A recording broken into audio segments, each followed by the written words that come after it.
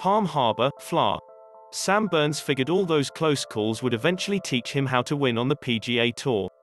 Twice this season, he had the 54-hole lead and failed to convert. 6 other times, he was atop the leaderboard at the end of a round, just never the round that mattered, Sundays. That changed, finally, at the Valspar Championship. And the lesson was not what he expected. I always felt that you had to play perfect golf to win, Burns said after a 3-under 68 for a 3-shot victory. I always felt that you had to play your absolute best on a Sunday to win.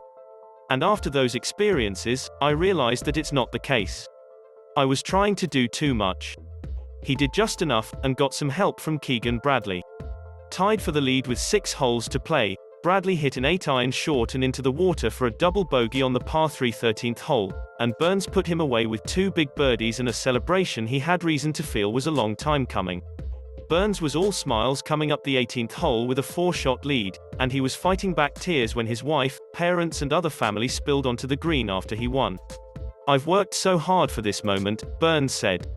"They've all sacrificed so much." The victory moves him to no.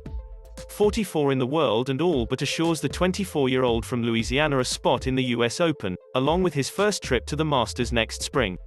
Bradley and Burns were tied through 36 holes and 54 holes, and they stayed that way through 12 holes on another blistering day at the Copperhead course at Innisbrook. That changed with one swing.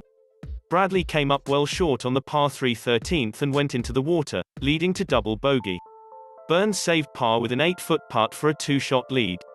"I just hit a terrible shot," Bradley said. "I hadn't hit a really bad shot all week, and you just can't hit it there, obviously, but you can't hit it right of the flag.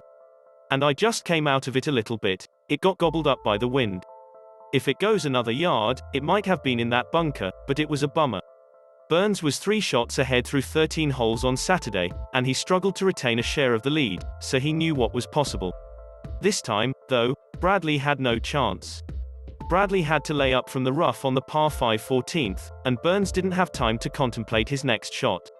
His caddie, Travis Perkins, decided for him.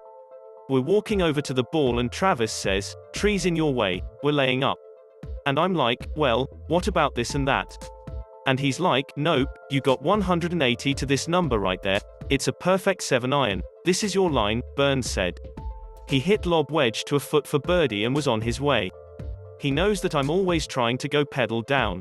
And then in that situation, that just wasn't the play," Burns said. "A year ago, he would not have done that, and today, he did. And it's one of the reasons that we were able to win today."